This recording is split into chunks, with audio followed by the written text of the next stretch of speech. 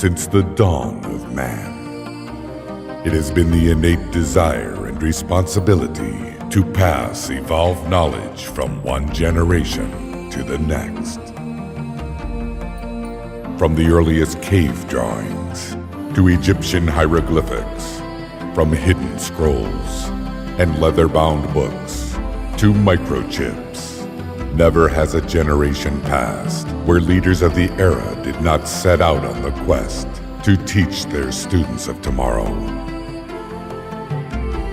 Enter the new millennium. Here, right now, many of today's top minds from all walks of life share what they have learned to create an abundant life filled with wealth, inspiration, success, and happiness, so that you may apply these powerful teachings.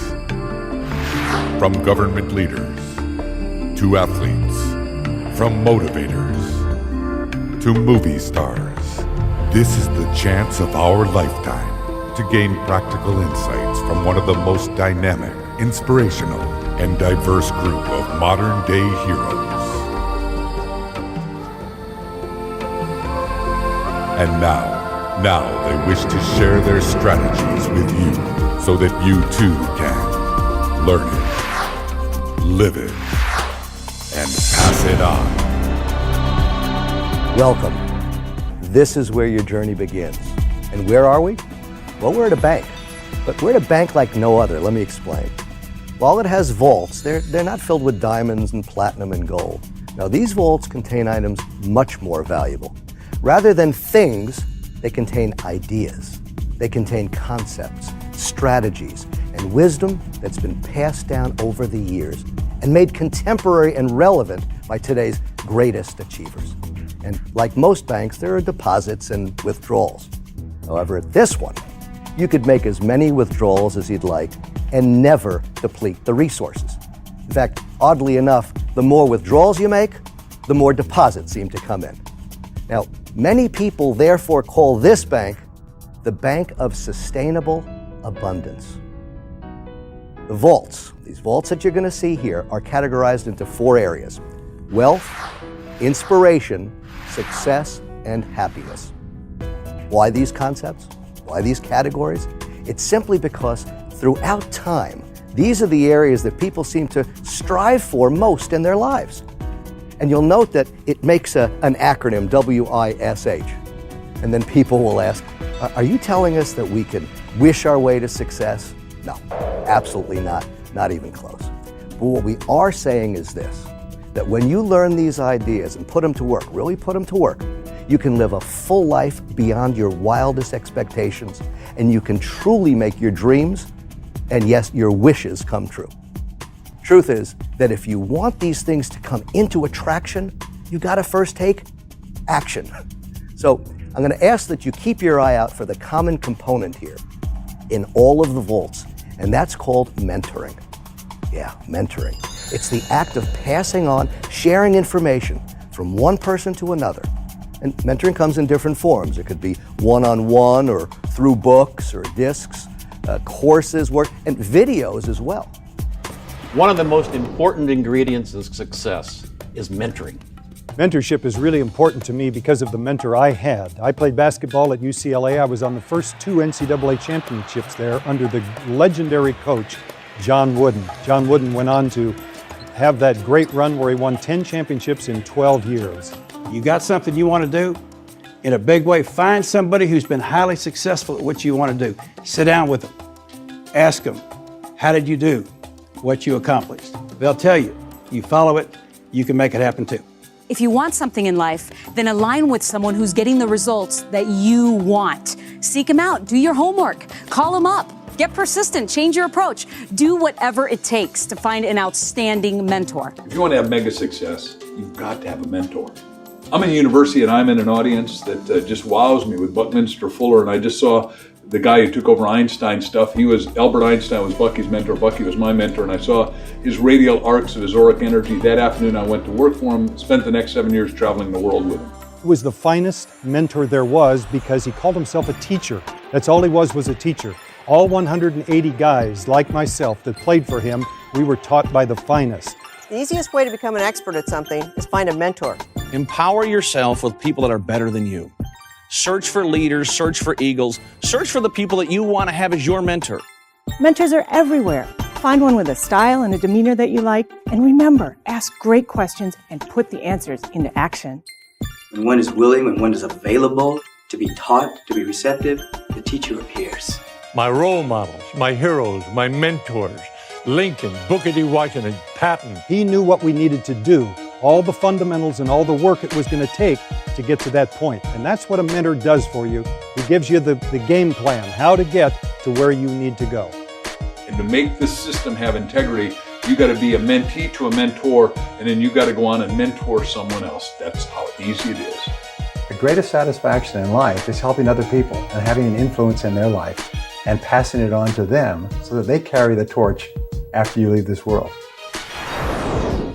In just a moment, I'll press that button, which is going to spin the combination, relax the locks, and open the vaults. There you'll be introduced to your mentors who share with you on video and in their own words some of their contributions to this bank of wisdom. And when they do, they challenge you to the following.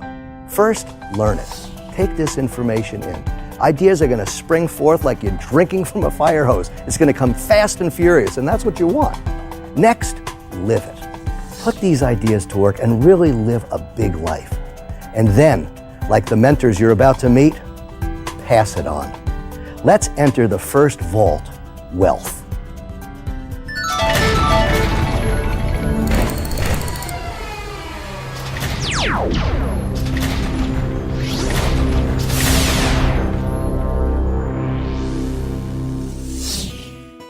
You are in the vault of wealth. Everyone wants to be here, but not everyone knows the way. In fact, it's been said you could ask 1,000 leaders how they became successful, how they became wealthy, and chances are you'll get 1,000 variations of how they did it. On the same note, ask these same leaders, what actual steps did you follow to get there? And you will find common denominators that each of them followed to go from where they were to where they are now. Okay, my catchphrase, my nickname, I know it's pretty cool, but a lot of people think I only mentor millionaires or I work with big giant corporations.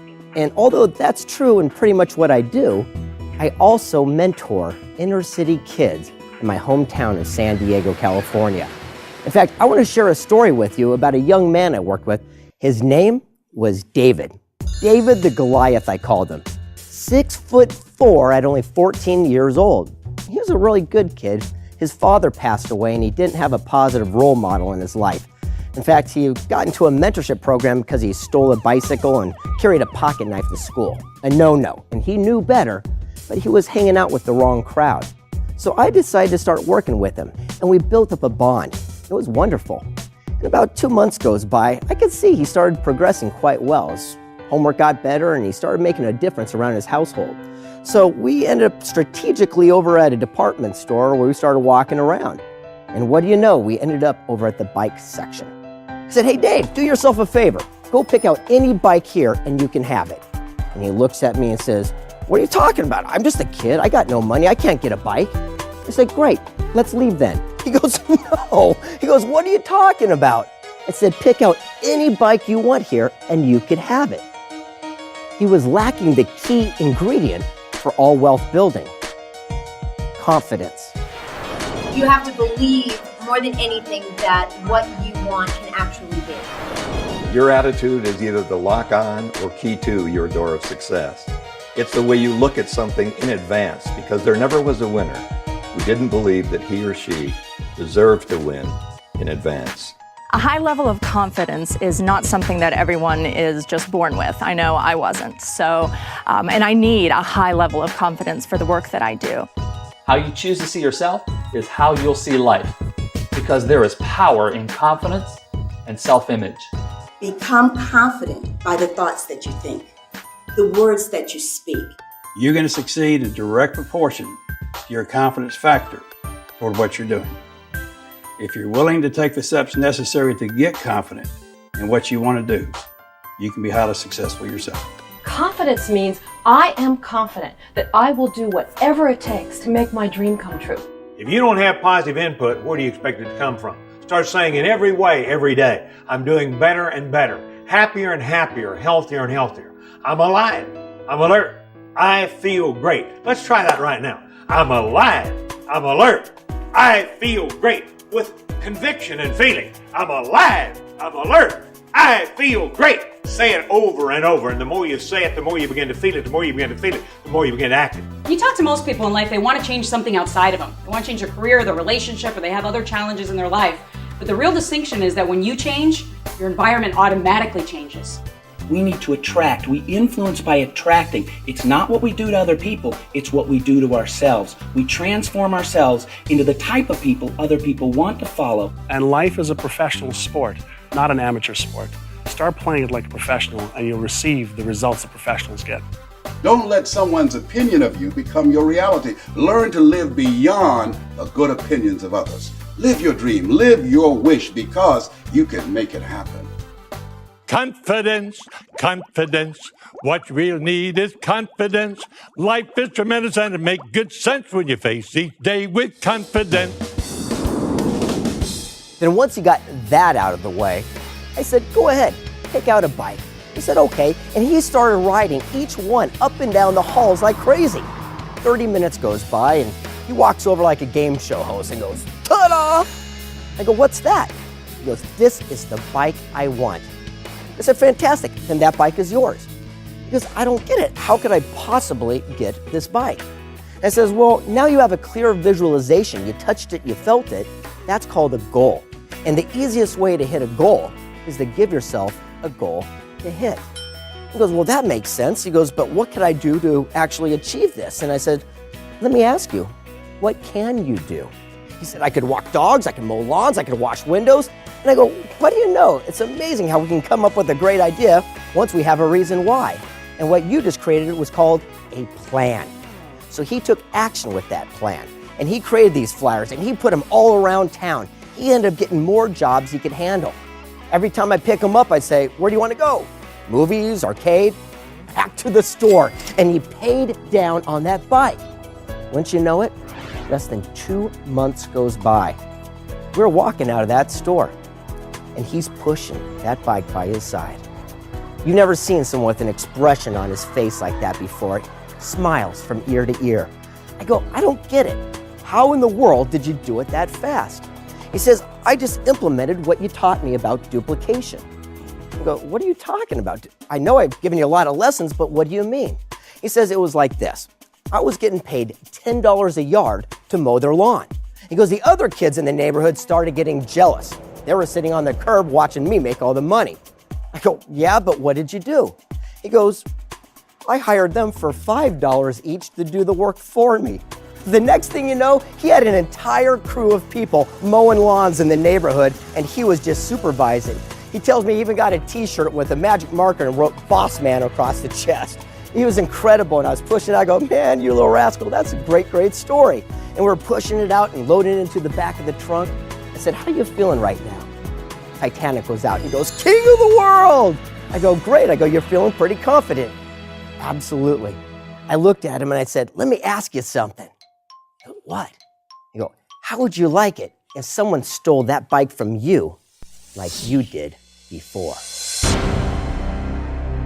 Oh, that hit home.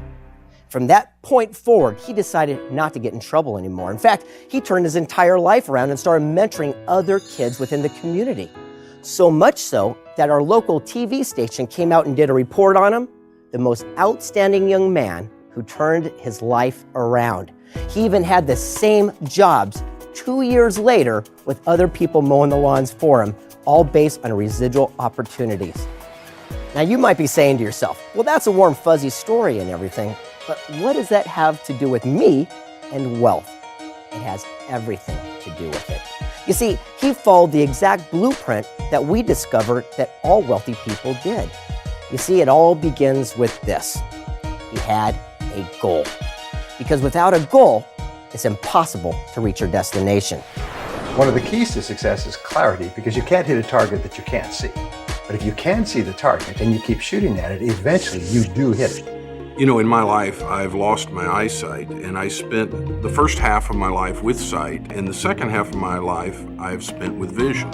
And they are both very powerful things. There are few things more precious than our eyesight. But if I had to make a choice between sight and vision, I would select vision for my life because it's made so many things possible, and dreams are all that we need to propel us from where we are to where we want to be. For me, I wrote myself $1 million check because I wanted to be a millionaire. Then I went and I blew it up and I placed it everywhere where I had to keep seeing it so I could keep visualizing it so it became real.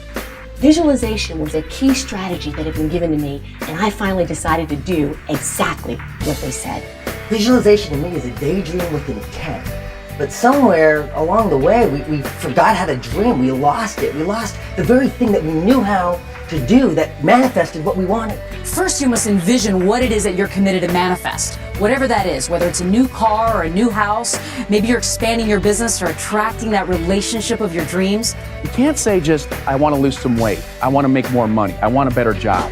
What you say is I want to make a specific amount of money, I want to lose a specific amount of weight, I want to be in this position, or I want to start this company. Deciding what it is with absolute clarity. Specificity rules the world. It's numbers, it's how much, it's how long, it's when.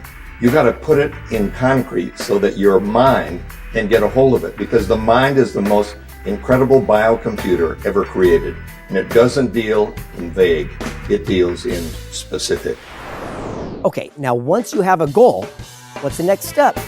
Well, just like Dave, he created a flyer. Remember I asked, what can you do? So many people focus on what they can't do or what they shouldn't say or where they shouldn't go. Wouldn't it be great to start asking yourself, hey, what can I do? What am I capable of? What could I do with my life without limitations? So Dave made his flyer. Remember, he'd walk dogs, wash windows, he'd mow lawns, he'd do whatever he had to do, and that's called a plan. A goal without a plan is just a dream. You know, in the airline industry, no plane ever takes off without a flight plan, without a destination in mind. And if you were to leave from an airport and deviate by 1 degree, you could miss the destination by 1,000 miles. Same thing can happen in your own life. File your flight plan, stick to it. Imagine driving from Los Angeles all the way to New York City without a roadmap. Sure, you might get there eventually, but you need a specific plan. Attention. Take your attention. You are so powerful, and direct your attention onto that thing that you are so passionate about. Set a goal, then figure out what you have to do to achieve that goal. Then make a plan and take consistent daily action. And then each day, wake up with specific things you're going to do today to accomplish a small part of a big goal. You know, we wouldn't go to the grocery store without a list, so we don't waste our time, effort, and energy in the grocery store. And people spend more time planning their 3-day weekend than they do what are they going to do for the rest of their lives. You know, everyone has goals, but they spend more time planning a party than they do their life. Then you need to have a strategy. Imagine a group of construction workers trying to build a house with no blueprints. That would be crazy. So if you need clear, specific, defined blueprints to build a house, wouldn't you think that you need clear blueprints for your life? Now, once you got the goal, and once you have a roadmap, a plan to get there, you need step 3. And step 3 is my favorite part because David did something special. He did something, and that's called action. There's absolutely no substitute for massive action. I know this. Successful people understand that there's a law of attraction, but it's the action behind the attraction that makes the wish come true. You gotta think it, you gotta feel it, then you gotta do it. The law of compensation works this way. There's got to be action, attraction that gives you traction. What happens is you decide to take the action, and the universe has the belief imprinted that you're really believing a thing, so you're going to achieve a thing. And then what happens by the law of attraction, you attract it right into your very beingness and essence. We all have fears. We all have insecurities. But if you're going to accomplish something, you've got to take action. Let me say something. If it scares you, do it for sure. Don't disqualify yourself because of your fear. Make your visionary bigger than your fear. You're scared, I'm scared. Heck, we're all scared. The difference between successful people and those that aren't is that successful people do it anyway. Success is a choice, not a chance. And whatever you choose to believe, you make real. For example, in physical fitness, people ask me, how do you get fit? And I say, do 1 push-up a day. Just 1. Now that sounds crazy, but you'd be surprised how 1 small action done consistently has a way of expanding on its own. Just set a penny aside each day. It starts the habit. The habit is the most important thing.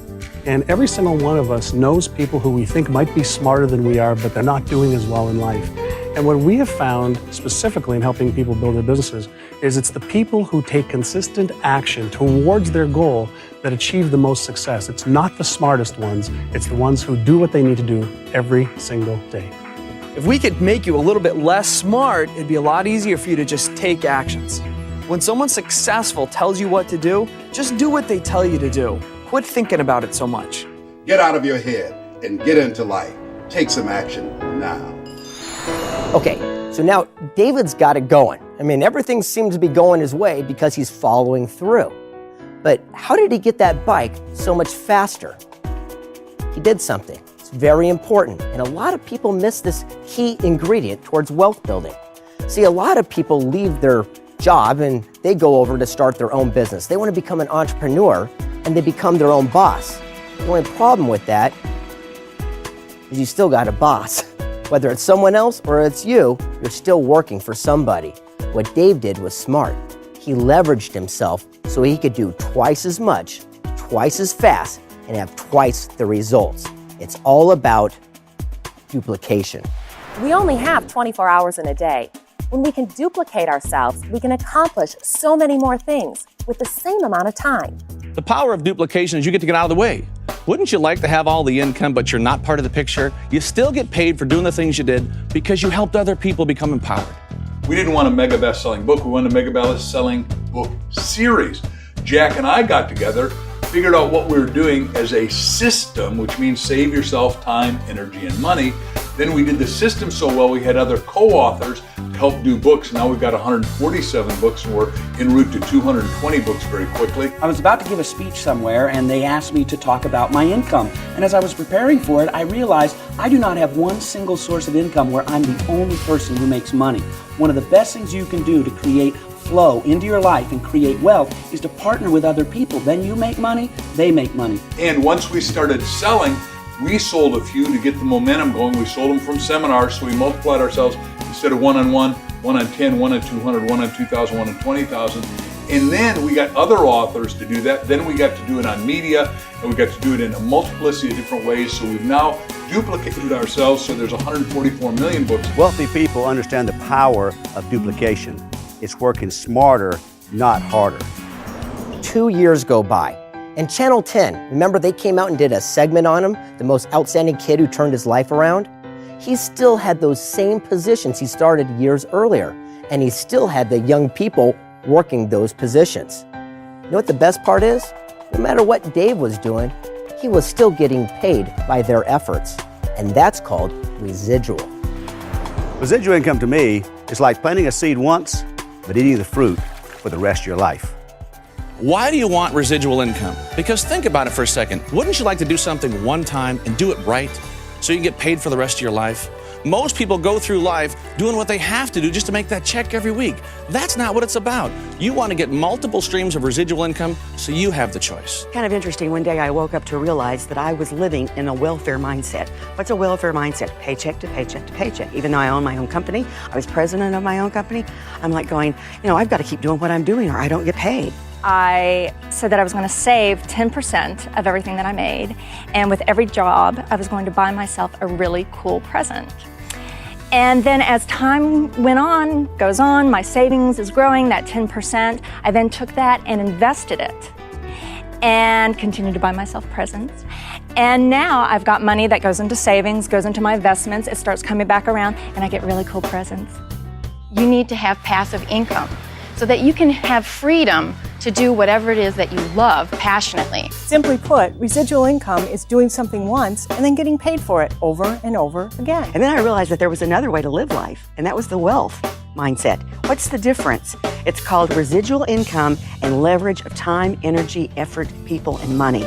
And what happens is it'll go out as wave propagation and it'll come back to you as sustainable, perpetual, residual income, which is the best kind of income there is. And the final puzzle piece in this vault of wealth comes down to this final principle. I love this. You see, Dave understood something. Sure, he wanted that bike, he wanted that goal, but he surrounded himself with other people and helped them.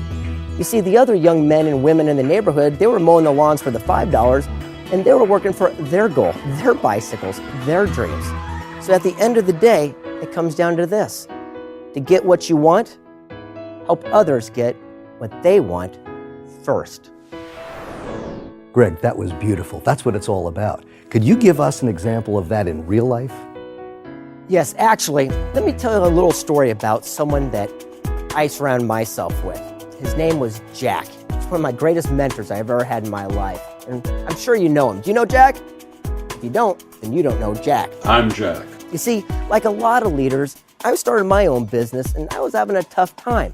And across the hall, I shared this business park with these people I called the grumpy old men. I wasn't that grumpy. But the leader of this group, he was a special man. I love this guy. And I figured he really was important because he did something that was incredible. He was president of something called the Distinguished Flying Cross Society. That's right. If you ever flew a mission in the war and you did some heroic deed, you got this award of honor.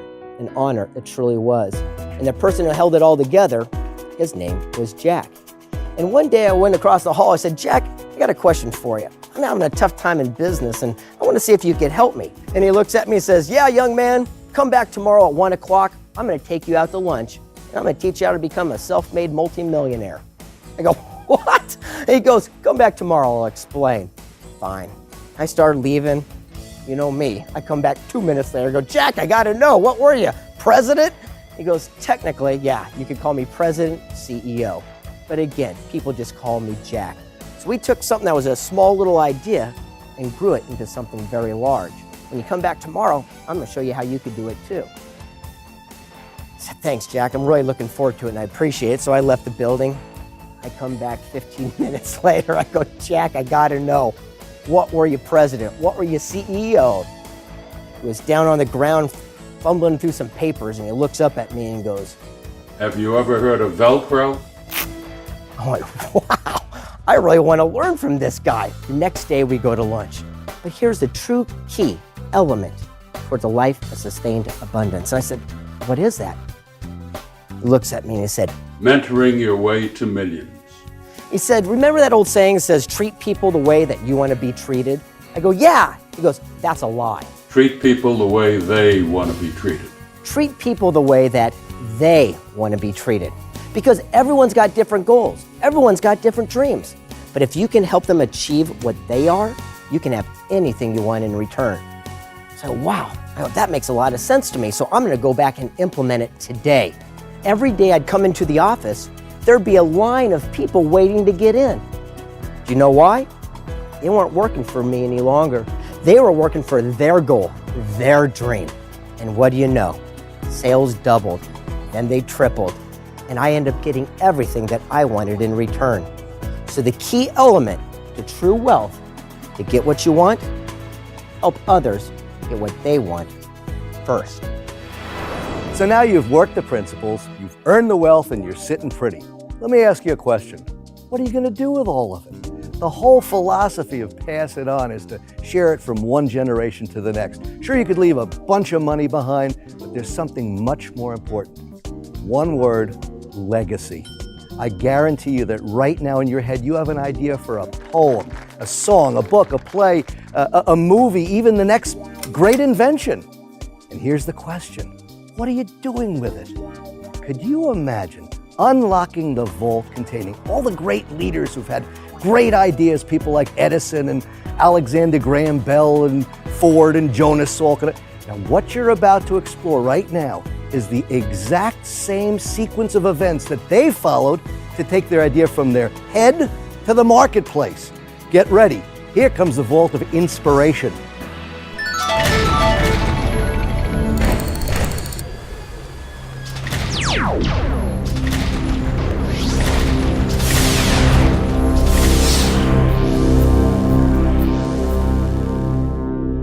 Oh, hey, welcome to my workshop. Question: how many of you have had or known someone who's had $1 million idea?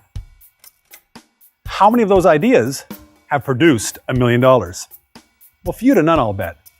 Because like you, I once thought I had $1 million idea, but I was wrong. What I had was a $75 million idea. I mean, it's pretty cool, it happens, but it only happens when you follow a certain sequence of action steps in order to get this idea out of your head and into the marketplace. The first step in the sequence is catalyst. It's that aha moment. We all have them. The point is recognizing it. It's a step of recognition. When you're driving down the road, you're in the shower, or you wake up in the middle of the night because it hit you like a ton of bricks. I get my ideas just walking along the ocean. My moments come to me when I'm surrounded by the beauty of nature. My best ideas come when I'm on a power walk. Mine comes when I'm in the shower. The first movie I ever wrote that I sold to a studio was Radio Flyer, and I wanted to direct it, and they didn't want to let me direct it because I was an unproven entity in the director's chair, but I made them let me direct it. And then 8 days after I started, they fired me. So that was, profoundly devastating to me. What was my long-term goal, he asked. And I said, I want to be the president of an airline. And he laughed at me. That set me on my way. Catalyst for me, you want to fire me up, get me going, tell me I can't do something. By the time I got home from the set that day, I walked into my office at home and went to my computer and I said, I'm going to write a movie that is contained, that I can shoot in a limited number of locations on a limited budget that I know they won't be able to say no to with regard to me directing it. And I didn't know what it was. I knew I wanted to do that, but I didn't know what the story was or what I was going to write about. And I sat down and literally got the aha moment, which was a kid goes over a wall and he's got to get a ball back. And there's a big scary dog back there. My aha moment was really as a result of a disturbance to my body. My body became completely disabled, and at that point I thought, what is it that I need to be listening to? My aha of all aha moments was when I went bankrupt. Luckily, I'd sold my way through college. I had one little tape called Are You the Cause or Are You the Effect by the Dean of Speakers, Cabot Robert. I listened to that one thing and I thought, oh my God, I did. I caused myself the bankruptcy, but if I caused it, I can uncause it. I can go up by thinking up. We are the thinker of our own thoughts. One day, laying in bed, My aha moments come to me just before I fall asleep at night. boom, an idea came into my head. Which story came from my childhood, which was a bad incident where my little brother went over a fence and there was literally a dog over that fence named Hercules. Little movie trivia for you. And it bit him bad on the leg. So I endeavored to make that a heroic story and sort of change the past and write it the way that I wanted it to happen. And that's where the Sandlot came from. Now this is where the fun begins. Concept. This is where you get to create an embodiment of that product, service, or business to fulfill that dream or solve that problem. The law of attraction is a great law. And yes, by being in the right vibration and by using your mind properly, you can attract a lot of things. However, there's some corollary laws that you have to understand.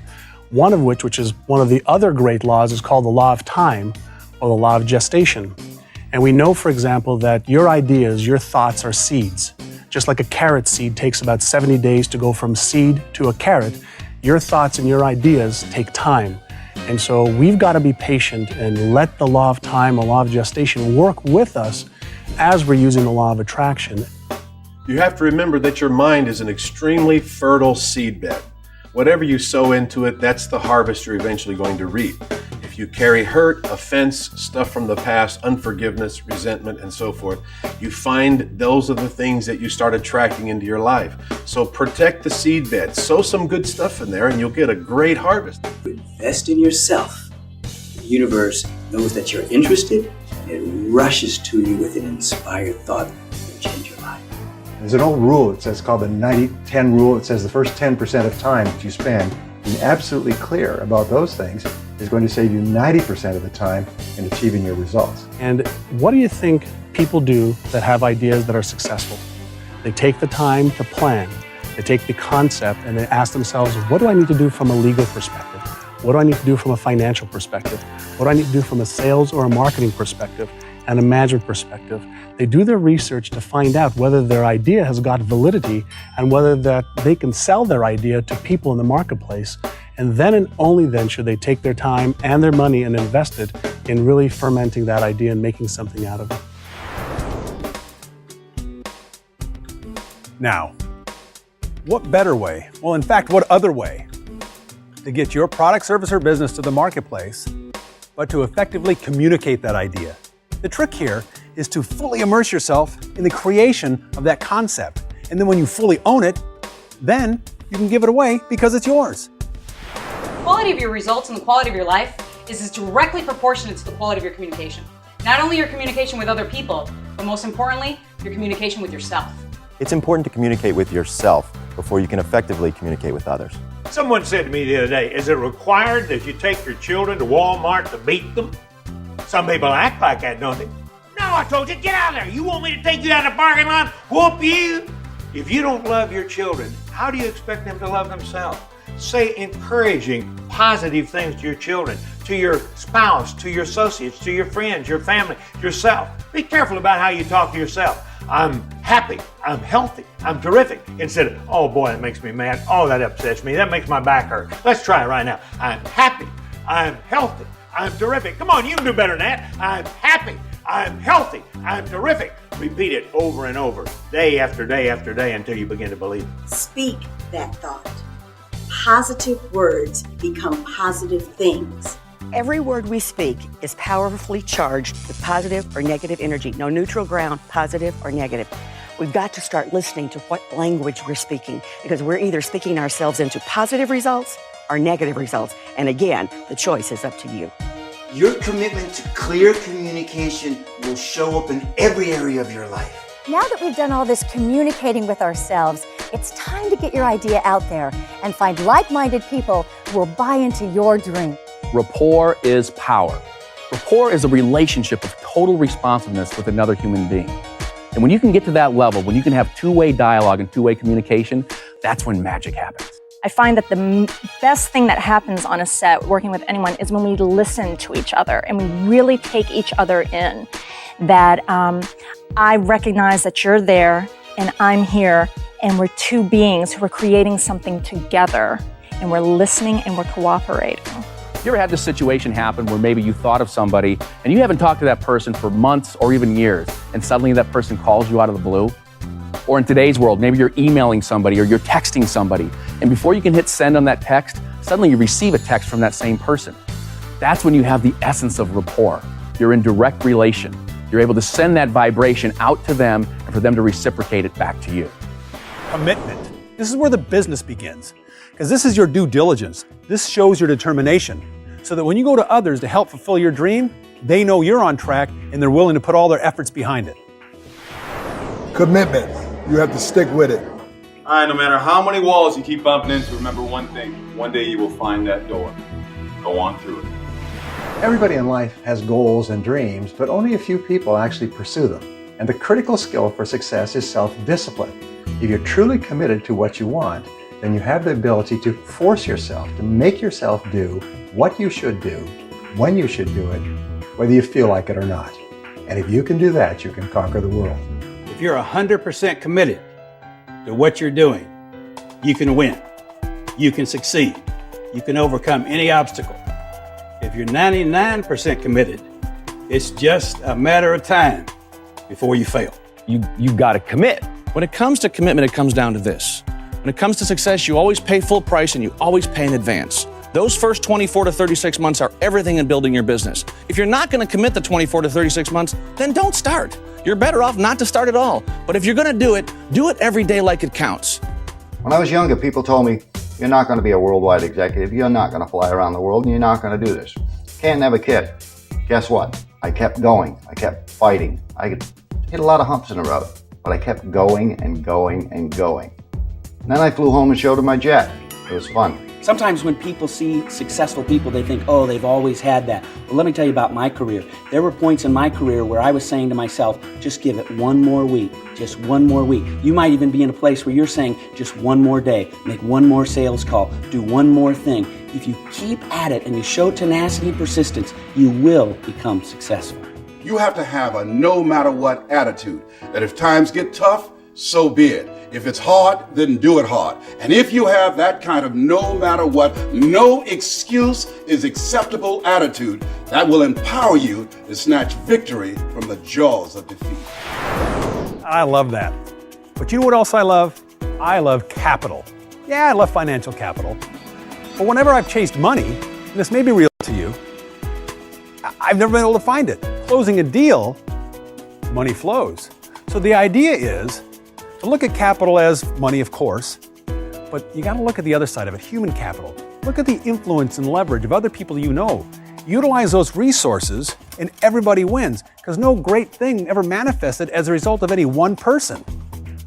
You need capital to succeed, but capital can be somebody else's capital, it can be your capital. It can be mental, emotional, or physical capital. But here's the thing to understand is that everybody starts off with nothing. Everybody who is successful today was once unsuccessful, and what they did is they built up their mental, emotional, physical, and intellectual capital, and then were able to multiply it to achieve their goals. Because money and resources are nothing more than a tool. They fuel our dreams. You need one of two things, either resources that are friends or resources of money.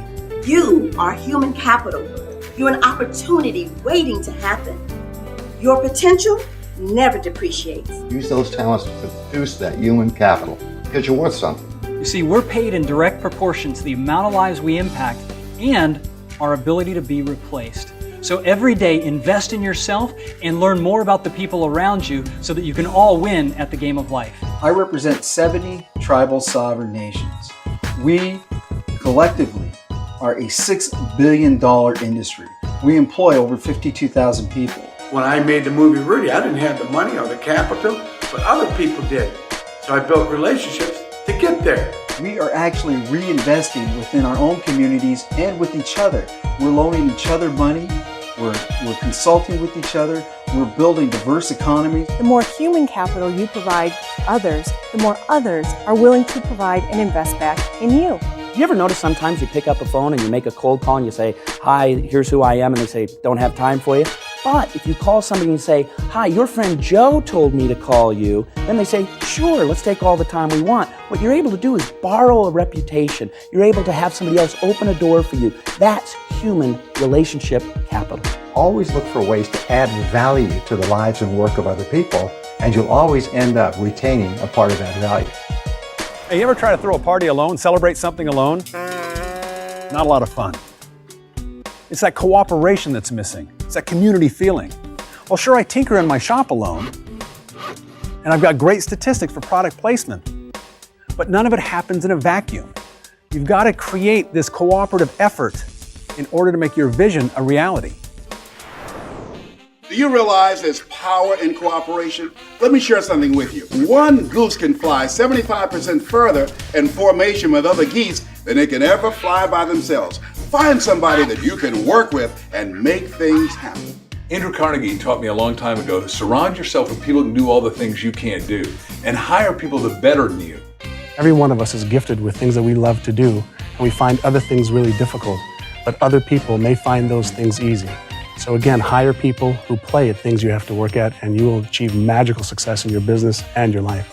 Having a good candidate is important, but more important than having a good candidate is to have a good speechwriter, to have a good planner, to have a good director, to have people who know how to put the whole program together to give you a successful outcome on election day. In life, in business, one of the greatest lessons that you can learn is to look at those around you, find out what their strengths and assets are, and leverage those. And everyone has a different talent. You have a talent, I have a talent, but when we work together, 1 + 1 = 11, not 2. Synergy is the ability to take the sum of the parts and put them together and make a team that is unbeatable. Teamwork is essential in all elements, and it doesn't necessarily mean it has to be a team of people. It could be a team of resources. It could be a team of anything that supports your primary purpose. When I was the CEO of Southwest Airlines, we focused on 3 major areas. Vision, what business are you really in, and then develop a culture to support it. And the key component was higher attitudes, teach them the skills. Higher attitudes, teach them the skills. If you work with people, If you can find people that you can cooperate with, that creates a synergy, and that synergy creates momentum. And people who learn how to cooperate are willing to do the things today others won't do in order to have the things tomorrow others won't have. Thank you for that sequence. You know, Scott, I'm known for reminding people that they're either green and growing or ripe and rotting, and they're never standing still. Well, our guests here today, they're here because they're committed to growing themselves and adding to their value. Could you help them out by sharing another example of the sequence in action? Sure, Dave. Let me tell you a story about a friend of mine, Stephen E. He created the book series, Wake Up, Live the Life You Love. It all started one morning when the strangest thing happened. He woke to a voice, and the voice said, "Write a book." Well, understandably, he was excited and inspired, and he couldn't get back to sleep. So he got up and called everyone he knew and asked if they would help with his vision. Well, a few weeks went by. He threw a party, had all his friends come over and contribute a story to help get his book written. Well, after a few months, what do you know? He published his book. Well, at least now you see he had something to present to the marketplace. He went out to the local bookstores and asked if they would carry his book. Well, I remember it. Like it was yesterday, he was devastated. They turned him down flat. As he tells me, he was turned down hundreds of times. Well, he didn't give up. See, he believed in his dream. He woke up, kept showing up and following up. Well, it was a good thing he did, because see, that was a couple of years ago. And today, he's got 20 books on the market, with most of them being Barnes & Noble bestsellers, with authors like Les Brown, Brian Tracy, and Dennis Waitley. Isn't it time to get inspired and live the life you love? This is great. So as you can see, he followed that important sequence of action steps to bring that idea from out of his head into the marketplace. Excellent. Now that's a great replicable system. And what a wonderful example of the power of commitment. Commitment is the heart of everything. Commitment, that word is so sacred we shouldn't even say it. Because see, in life, there comes a time you can't go on. You can't go on. But you know when you grow? You don't grow when you can't go on. You grow when you won't give up. And you know when you won't give up? When you're committed and you can't give up. Now here's an example of commitment in action. A story with our good friend Ruben Gonzalez, 3-time Olympian. When I was 21, I was watching the Olympics on TV, and I saw this little guy win the gold medal in figure skating, Scott Hamilton. When I saw him win that gold medal, he gave me hope. I said to myself, if that little guy can do it, I can do it too. I want to be in the next Olympics no matter what. It's a done deal. I just got to find a sport. Well, I wasn't a great athlete, so my plan was to find a sport that was so tough, a sport that had so many broken bones in it, there'd be a lot of quitters, only I wouldn't quit. I chose the luge. I'll tell you where I live. I live in hot and humid Houston, Texas, and I was going to do the luge, an ice sport, a winter sport. I didn't know anything about the luge, but it didn't matter. So I called the luge track in Lake Placid, New York, and I told the guy, I'm an athlete here in Houston, I want to learn how to luge, so I'll be in the Olympics in 4 years. Will you help me? The guy goes, how old are you? I said, 21. He starts laughing at me. He goes, 21? Forget it, man. You're 10 years too late. If you want to do it at your age, you want to do it in just 4 years, it's brutal. 9 out of 10 people quit. When he said that, I started smiling. I thought to myself, man, this works right into my plan. This is perfect. I went to Lake Placid to learn how to luge, and the guy was right. It was brutal. The first 2 years, I was crashing 4 out of 5 times. 4 out of 5. But I kept at it. In the third year, I went from crashing 4 out of 5 to crashing 1 out of 100. I figured it out. And on the 4th year, I made the Olympic team. I made my dream come true. If you have a dream, you're willing to go for it, and you refuse to quit, you can make that dream come true.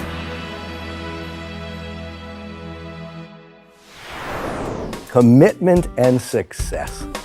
And it takes us right where we want to be, the vault of success. Inside is a code. Just may change your life. See, chances are your entire life you've heard people say, find your major definite purpose or live your purpose. What you don't often hear are the specifics on how to actually find that purpose. Well, check this out.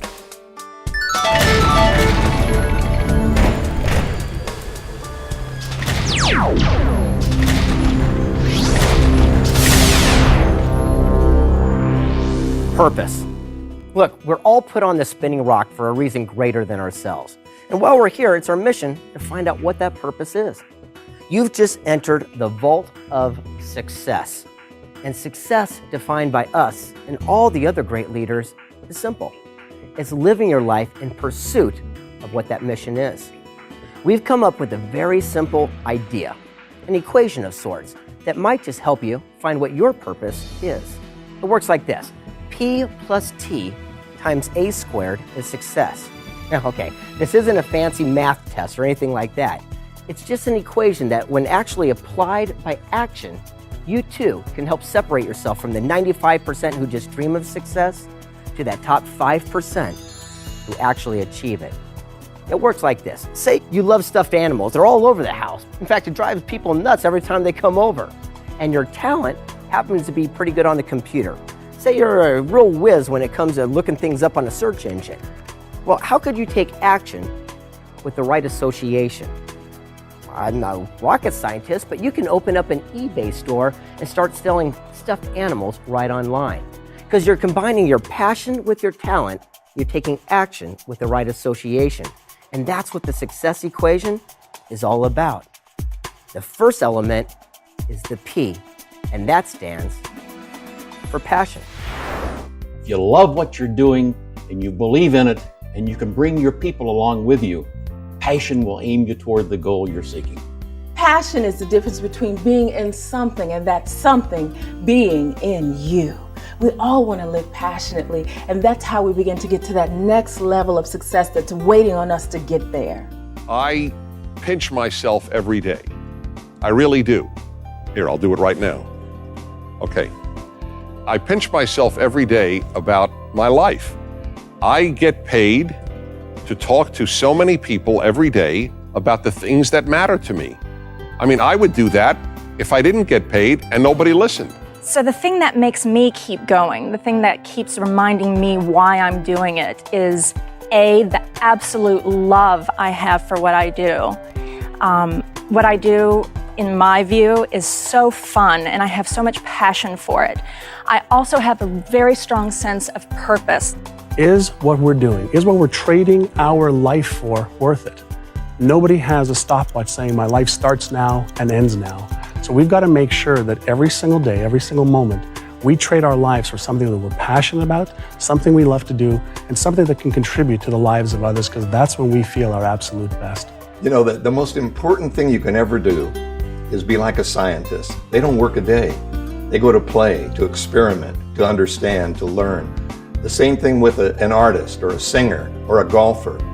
You're doing something that you're so passionate about, you don't worry about the money. Because you do it well and you do it to serve other people, they pay you for it because you deliver more than you promise. When you are passionate about something, that means that you truly want that thing to manifest. Because whatever you decide to do, there are other people out there who are going after it too. And it's going to be challenging. It's going to be hard. There's going to be difficulties. There's going to be setbacks. And having that passion and being willing to fail at doing something that you love to do, that is going to make you unstoppable. Do it big, do it right, do it first class. Live your life with passion. Because it's that passion that'll get you up in the morning. It's that passion that'll get you going when the going gets tough. It's that passion that'll help you do the things the competition's not willing to do. All my role models had passion. For example, General Patton. What a man of passion. When he talked about success, he said success is not reaching the top. Success is not being a winner. Success is how high do you bounce when you hit the bottom. If life knocks you down, try and land on your back, because if you can look up, you can get up. Passion. Okay, you've got it now. It's that burning desire within you. But unfortunately, it's not enough. You see, the success equation is P, your passion, plus T. And T is very important because that stands for talent. How important is talent? It's everything. Think about it. You've seen these TV talent shows where they have singing contests. Sure, they've got a lot of passion, but unfortunately, many of them are lacking talent. You know, the truth is you can be born with whatever skill or opportunity or God-given talent that you have, but it's really up to you, the individual, to nurture and encourage it and continue to learn along the way. We are all programmed. We're all genetically predisposed to having some contribution to make. Every single person has a talent. We all have different talents, but the way to succeed is not focusing on things you're not good at, but focus on things that you're good at. People ask me to come to speak and they'll say, "Are you ever get nervous?" I say, "No, I never get nervous." If you ask me to come and sing or dance, then I get nervous. Why? I'm good at speaking, not so good at singing and dancing. How do you get involved with DSL from the beginning, from the ground floor? And the answer is simple. It was my passion. It was the passion of myself and my team and a lot of really talented people that all got together and combined our talent and passion, and we created something that changed the world. Don't try to coach yourself into being able to do the things that are not your natural talents. All you're going to do is get frustrated. The best thing you can do is focus on what you do best. Focus on what you're talented at. If you're not talented, you're going to constantly be coming up against struggle within yourself, which is going to manifest struggle outside of yourself. And I think it's also important taking one step before that is the discovery of what you're talented at and the exploration in finding your talent. You will only be successful doing something that you really enjoy doing. But here's the key. Sometimes you have to try a lot of things before you find the right thing for you. Every one of us has been given a special gift, a talent, an attribute. We know it as God's gift to us. It is our obligation to use that to our fullest. Talent and finding talent come to something that you love. As a kid, I loved bodybuilding. I loved strength. I was always fascinated with power. There's some things within all of us that occur for us naturally. We have some talents, we have some gifts, we have some capacities. The idea is cultivate what comes natural, what you're passionate about. And then you'll discover that as you cultivate those talents that are what we say God-given, you'll be able to cultivate others because you now have the confidence that you can do anything. You know, it's funny. I had the opportunity to be part of the 1 Minute Manager book series. I didn't take it because I didn't take stock in myself, my talents, and my ability. And as I developed those over the next 20 years, I was fortunate enough to get presented another opportunity, and I knew my talents, I knew my abilities, and I was able to contribute to that project to such an extent that I, my co-authors, and that book became one of the best-selling books of all time. Knowing what our talent is important. Finding our talent is what are you great at? What do you love doing? What comes easy? What's effortless? And just to clarify what effortless means, it's not sitting on a couch and not doing anything.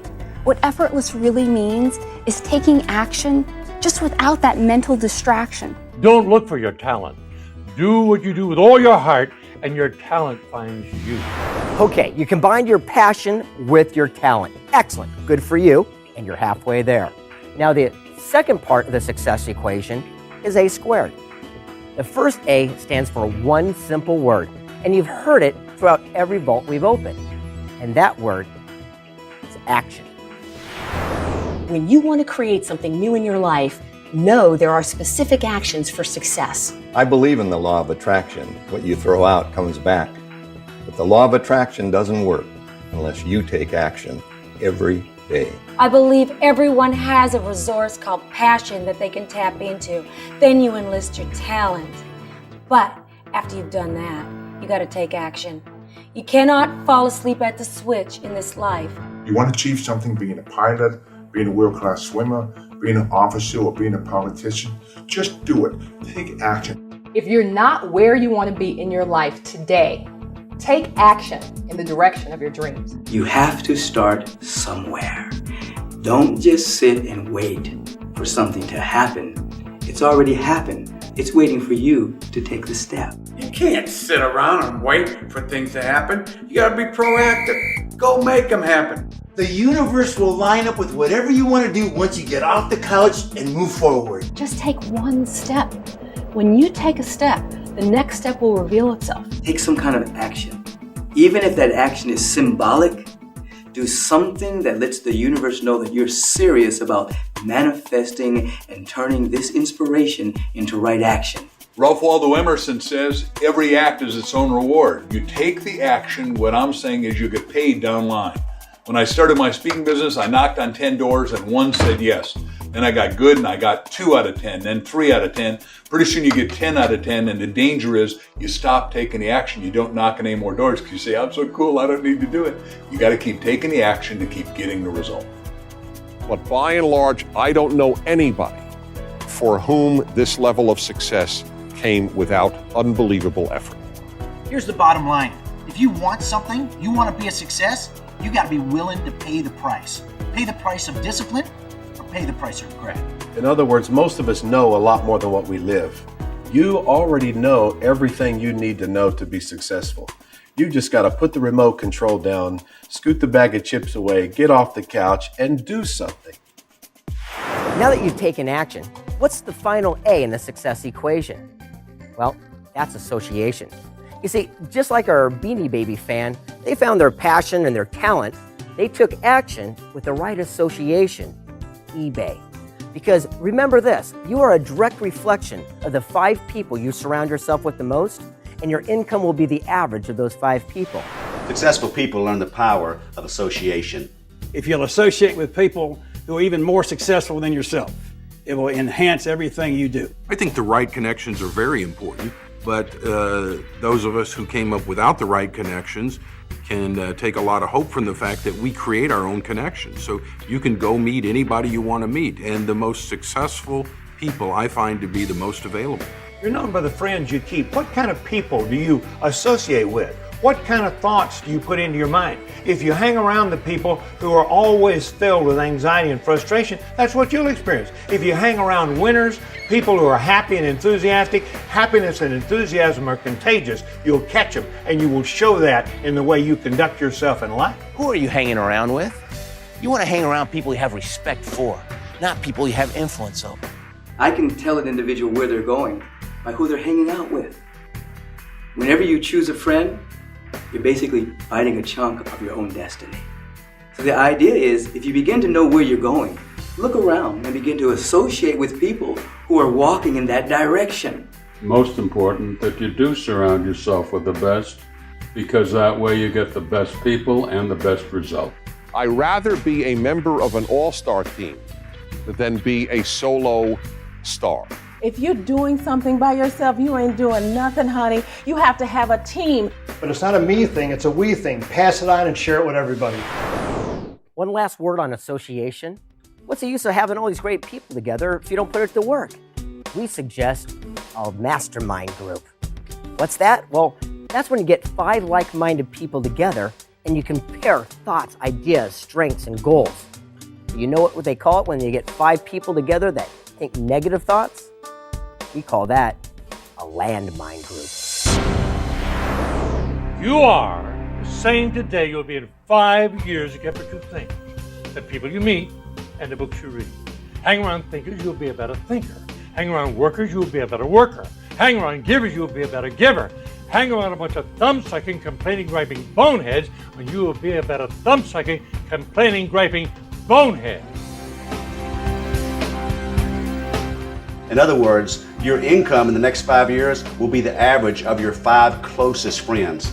Do this. Grab a pen and a paper. Write down your 5 closest friends. Write down what you think they make. Total it up and average it out. You may find, like I did, I needed some new friends. If we're in a situation where we've just learned something, we've been to a class, we've just accelerated, we've just brought something new into our life, we take it back to the people that we're with. What can happen is they may try to pull you back. You may take new action, have new strategies, they may try to pull you back. Not because they don't love you, because they don't want to lose you. Find the 5 most successful people you know, call them up, ask them to spend some time together. Make that call. The reason most people fail is they don't make that call. If you want true success, surround yourself with champions. Every day it'll make a difference by spending the time with the people that know where you want to go, and if they care, you'll know. You weren't born knowing everything. If you want to get there fast, use a mastermind. Successful people think big. They're always focusing on the what if, how are we going to make it happen? They're focusing on the dream. When you surround yourself with successful people, you'll start thinking big. And then, the sky's the limit. One simple reason, and there are many, but one simple one: happy people attract people into their lives. Unhappy people do not. Exponentially increase your thoughts and your energy. That's the power of a mastermind group. When you want to grow, when you want to develop, when you want more, the key is to get around the people that are doing the things that you want to do. You want to be in shape, you got to be around the people that are working out, that are in shape. You want to make more money, go with people that are making more money. Go with people that are getting the outcome that you want. That too will help you get it. It'll raise your standards as well. That could be the single best example of taking a complex concept and translating it into a simple, easy-to-use equation. I can't tell you how many times I've referenced that with my clients. Greg, could you illuminate that formula with one more application? Yes, let me tell you a story about Lee. In fact, he's a young man I mentor, again, in my hometown of San Diego. A great young guy, 23 years old. You see, he was an electrical engineer, and he just wasn't very happy with his job. I started meeting with him once a month and said, what is it you really want to do with your life? Because I could see he had something called golden handcuffs. Golden handcuffs is where he made too much money, he couldn't afford to leave, so he was trapped to his desk. I says, well, what would you really like to do? He says, I just don't know. So we did the success equation.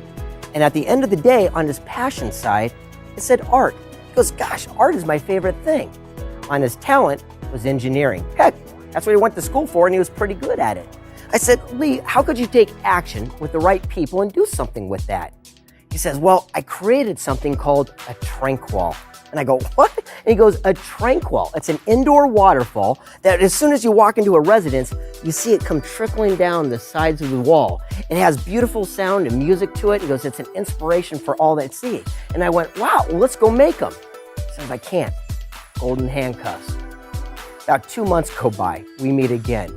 I remember the look on his face as he sat down.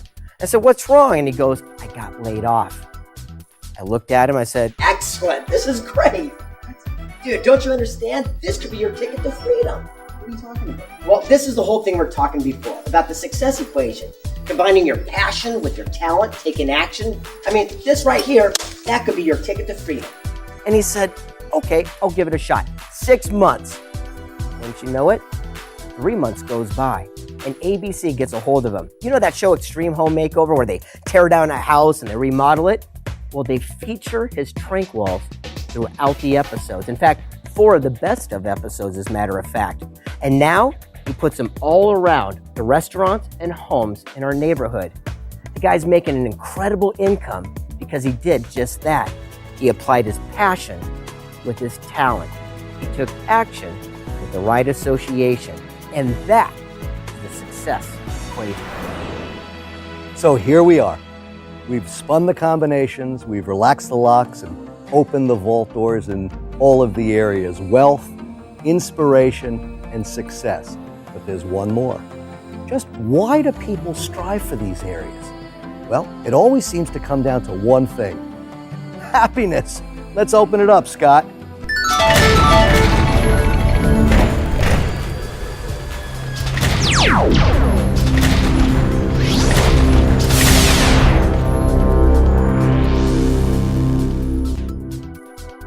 Welcome to the Vault of Happiness.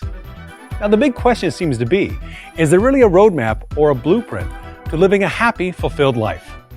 Well, fortunately, the answer is yes. And it all starts with gratitude. Unfortunately, we seem to get caught up in the one size. Oh, I'll be grateful and live a grateful life once I get a new job, once I find a new relationship, once I get a raise. But the truth is, once we're grateful not just for what we have in our lives, but who we have in our lives, the journey begins. The best place to start is from a state of gratitude. By being grateful for things you have in your life, you're able to now enhance that and attract more things to be grateful for. One of the keys to success is to have an attitude of gratitude, is to be constantly thinking about the things that you're grateful for. Because when you think about the things you're grateful for, first of all, you're a happy person. The reality is that gratitude has power in it, because as you have a grateful heart, you draw more of the same to yourself. Gratitude is the antithesis of envy. If we are expressing envy in any way, shape, or form, we are automatically putting repulsive vibrations out there into the universe. But the moment we are grateful for what we have and can bless others that have what we're looking for, we create an instant magnetism in the universe and attract those possibilities to us. Most of the time when we think about being grateful, we think about just being grateful in our own mind. One of the things that will unlock success for you is to be grateful to other people. When somebody does something for you, when somebody gives benefit into your life, go to them and tell them how grateful you are for them. That creates an emotional bond that will connect you and help you achieve success. That if every day you'll stop and think about 10 things you're thankful for, before you even get out of bed or when you're doing your morning routine. Just think of 10 things you're thankful for. I'm thankful the weather's nice, the car started, whatever it may be that you're thankful for. I like to say that the enlightened give thanks for what most people take for granted. So if you look around your life and just are grateful for really small things, that attitude will become large, and you'll discover in that field more things to be grateful for will begin to pour forth in your life. Start with anything, and then everything will come to you. You'll see it come pouring in because the universe rewards those who have appreciation for what they already have. When I had my 50th birthday party, my son, the teenager, got up and he was asked to say a few words. And kids, when they're teens, don't like praising their parents. So I didn't even know if he'd say anything. And you know what he got up and said? He said, I want to thank my father for one thing, for always being happy. And it was the best thing he could have said. I preferred that to had he said, I want to thank my father for loving me. I want to thank my father for supporting me, for being a good man, whatever. That was the best. Mark of greatness is gratitude. My favorite prayer with our children was, God, we thank you for our food, but if we had no food, we thank you just the same. Because we're not thankful for just what you give us. We're thankful most of all for the privilege of learning to be thankful. Have you ever felt like you had the weight of the world on your shoulders? That's anger and resentment. Try adopting a policy of, if it doesn't flow, let it go. You see, you've got to learn to forgive. That's the second step on a road to happiness. Forgiving others, but more importantly, forgiving yourself. Stand tall and be proud. That way you can forge ahead without any impediments. Joy is the reward for letting go. In order to be successful in life, there are two categories of people you need to learn how to forgive. One are all those people who have abused you or weren't there when you needed them. And the second one is yourself. But it's time for all of us to meet the true thinker. The beautiful, powerful, talented, healthy, abundant, unlimited you. And not to get trapped into the thoughts that you think of who you are. When you forgive yourself, you unlock the door to your true self where all your dimensions of creativity are. When you feel blocked, it's often because you've turned your disappointments inward. Choose to forgive yourself and unlock the door. You've got to be willing to let the past go. Have you ever tried carrying 10 old boys on your back because you try to have success for them? What happens is you fail with them. You see, you can't get where you're going if you're always focused on where you've been. When you forgive others, you just put the past behind you and work towards the future. Here's one of the facts of life. People are going to wrong you. And here's one of the things I know. When other people make mistakes, we want justice. When we make mistakes, we want mercy. One of the things that'll change your life is when other people make mistakes, extend to them the mercy that you want. Forgive them. It'll open up a whole new world for you. You have to look for the good in every situation. That's what I have found. I have found that athletes only get better with struggle. People only get better with struggle. A fighter only gets to become a better fighter when his opponent is just as good or even better than him. So look for the good in every situation. Forgive it from that aspect, that this was something that's healthy for me, something I'm going to learn from. I won't let it happen again, and it makes you a better person. When it comes to forgiveness, don't walk through life carrying around a cancerous poison in your life. Forgive, and that's the first thing that you'll experience from other people. Happiness begins with forgiveness. Forgiveness of self and forgiveness of others. Happiness will elude you if you have bitterness or resentment. You see, bitterness and resentment is like you drinking poison and expecting the other people to die. I had a breakthrough recently. You know, it's been said that when you forgive, you forget. Then I heard something. No, forgiving is not forgetting. Forgiving is remembering without getting angry. Whoa, that's a major breakthrough for me. Next step in a truly fulfilled life, service. Being great is to give service, to give to others. It's all about helping others. Think of it. When do you most want to give things to others? When you're happy. Bob, serving others is the mark of a truly successful person. If you're not spending your life on something that will outlast you, you are wasting your time. You should be spending your life serving other people, especially the next generation. We all make a difference, but we don't make a difference by winning gold medals or blue ribbons or making a lot of money buying a bunch of cars. We make a difference by getting up every day and doing our best.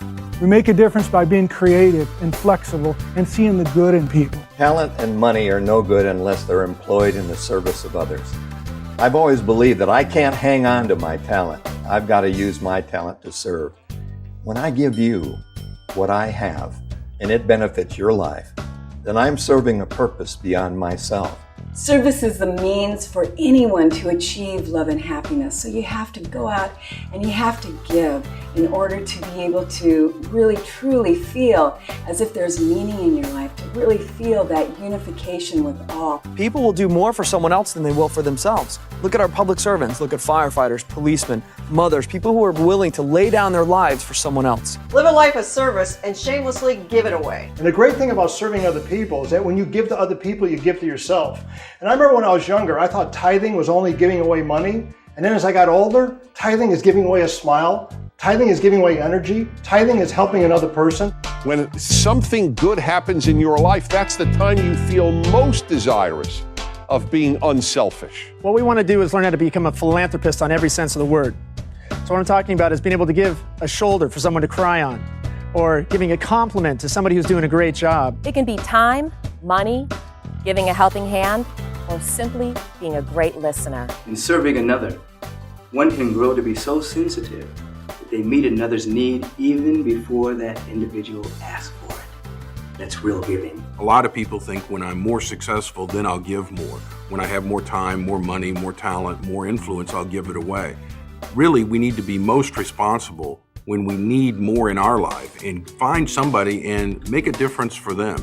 And you'll find all the things coming into your life that you ever wanted. I've known a lot of guys that have waited until they're 65 years old before they've given away their first penny. And I think about all the opportunities that they would have had throughout their career to give away time, money, their expertise into the community to things that really mattered. It would have been a wonderful opportunity for them to pass it on. Hey, let's face it, stress happens.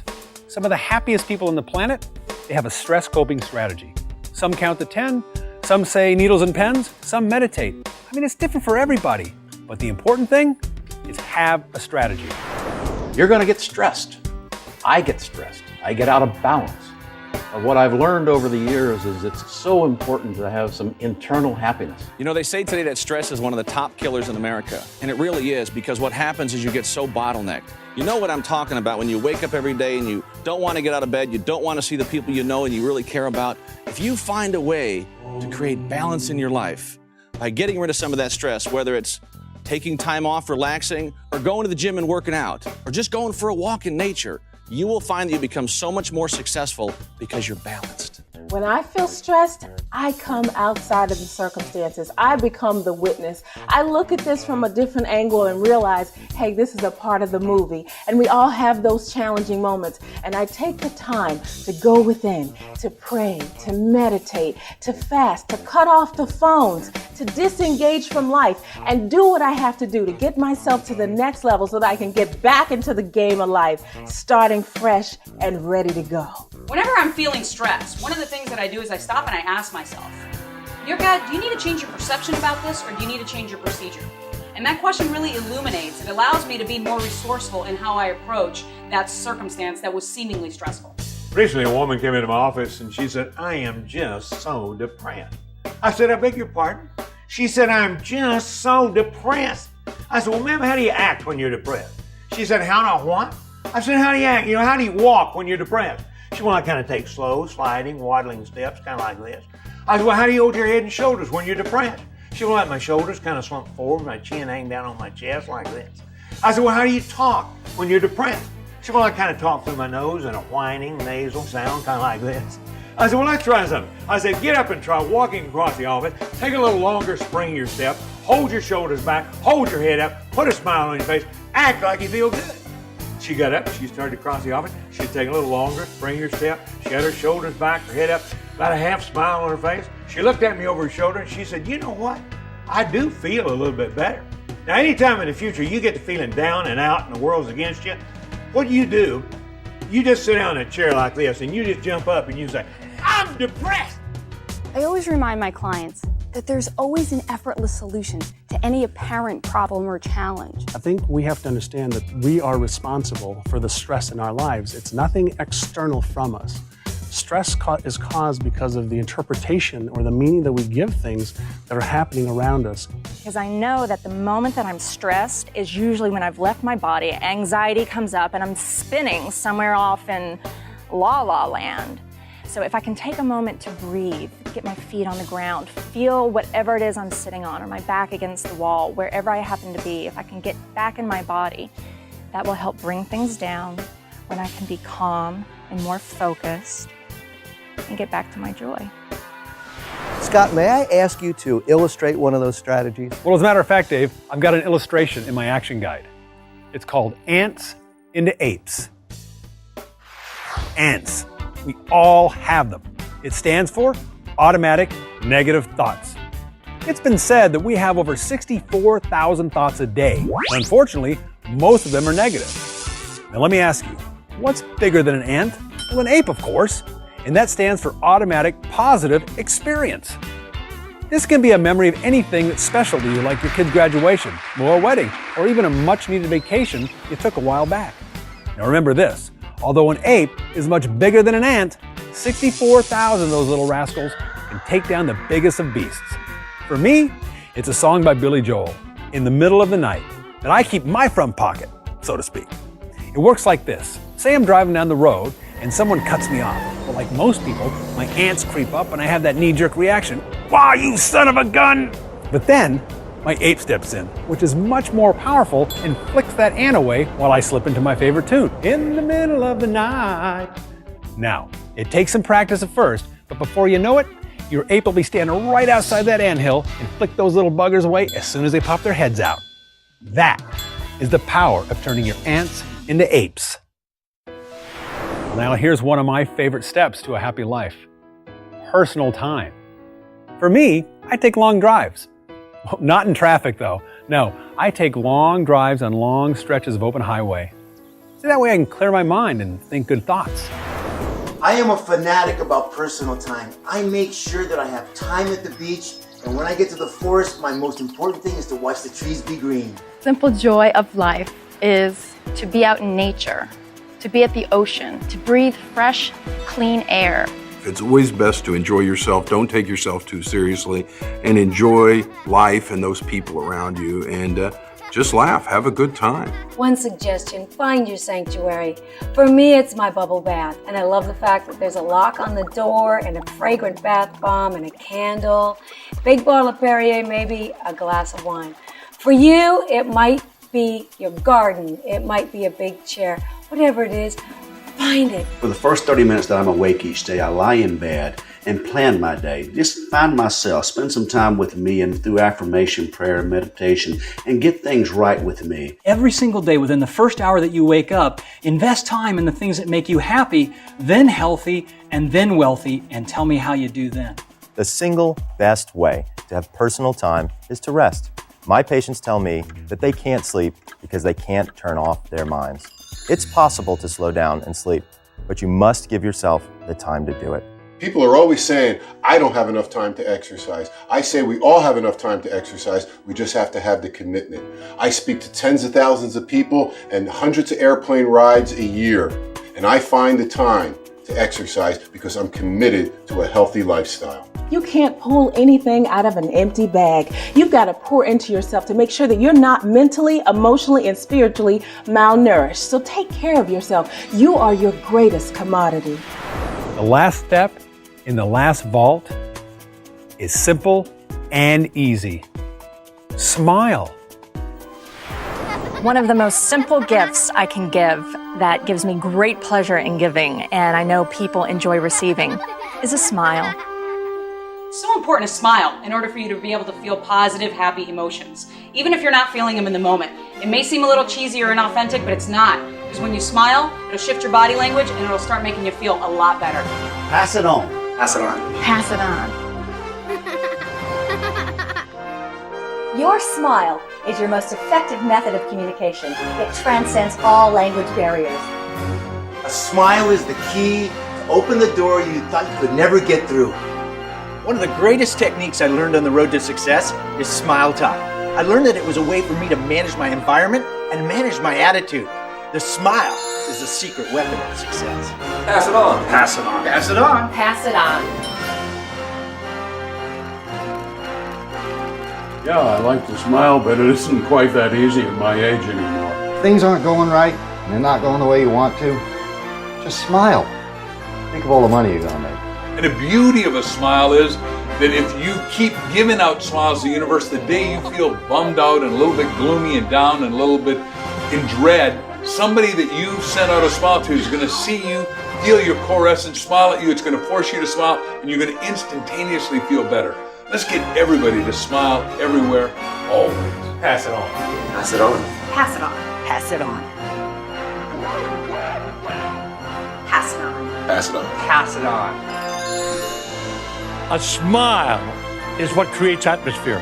Atmosphere doesn't not come out of thin air. Somebody has to create atmosphere. And tell me a quicker, easier way to create some atmosphere than a big smile.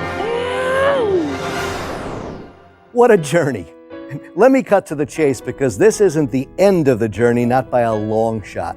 This is where it truly begins. And one sure way to maximize your effectiveness is to do the following. First, take a good, solid, realistic look at where you're at today. Look in the areas of wealth, inspiration, success, and happiness. And get real honest with yourself. What's your starting point on these areas of a scale of 1 to 10? Say 1 is lousy and 10 is mastery. Where are you starting? Then accentuate the positive. The high numbers, pat yourself on the back. That's good stuff. Next, illuminate the negatives. Shine the light on those areas with the low numbers where when you could illuminate them, you could start working towards eliminating them. Now, how do you do that? By applying these mentors' ideas. Take right action on these things. Move closer and closer to being that perfect 10. There it is. Our journey has taken us through 4 vaults filled with mentors and inspirational leaders, where they've shared openly, in their own words, some of their wisdom for living a life of sustained abundance. And now, together, we challenge you to learn it, live it, and pass it on.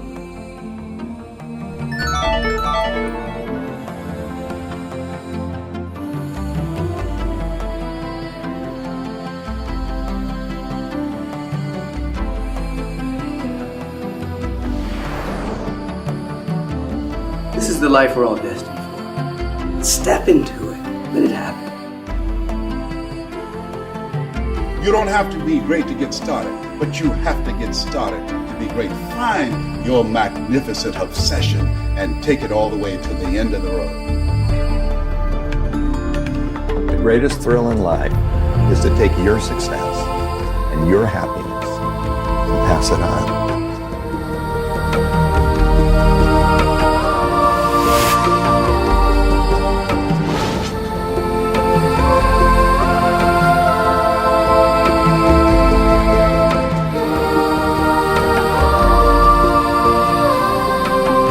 So much joy coursing through the universe right now that when you really let it happen with that happiness, that joy, that wealth, that absolute success and inspiration, you will click your heels, you'll just move around and dance in such a way that your whole life will be a dance. You'll be dancing for God, you'll be dancing for wealth, dancing for prosperity. As a matter of fact, the whole universe will dance through you. Not asking much, all that's good and gold and such.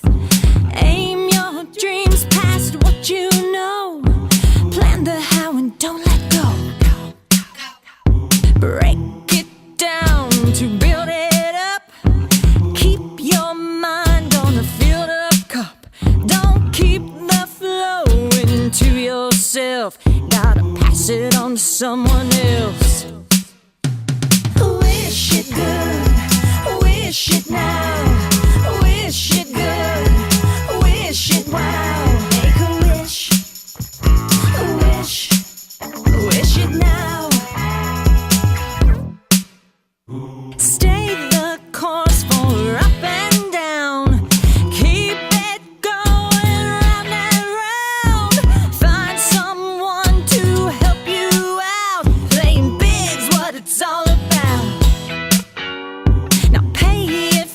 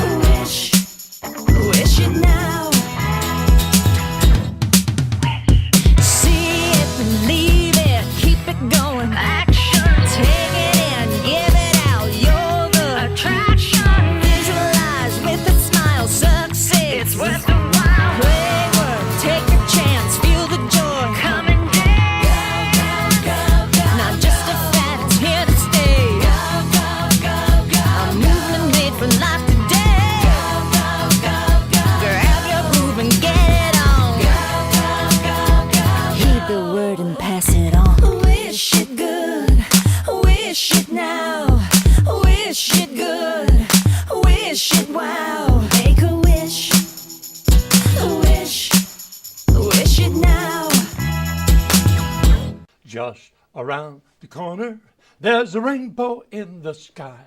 So let's have another cup of coffee and let's have another piece of pie. Trouble just a bubble and the clouds will soon roll by. So let's have another cup of coffee and let's have another piece of pie. Wish it good, wish it now, wish it good, wish it wow. Make a wish, wish it now.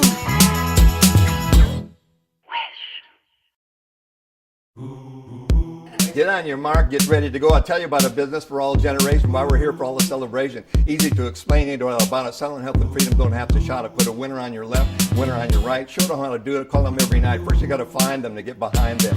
It ain't funny, you want to make some money. What do you want to do is get rich doing good, making people healthy, doing things they should. Don't deny the good life's what you want to score. It's not about the money, but I'm tired of being poor. If I live to be 100 just like Bob Hope, I want to be rich. I ain't no dope. So get back to the store and stock up on the tools so you can tell the story, not look like a fool. Remember what I told you and put it in your pitch. The stuff will make you healthy, but you'll also get rich.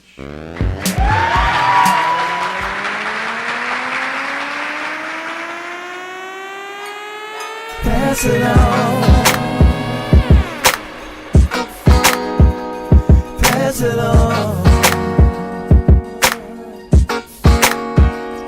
Pass it on. Pass it on. Stop, take a minute, take a little of what you got. Pass it on.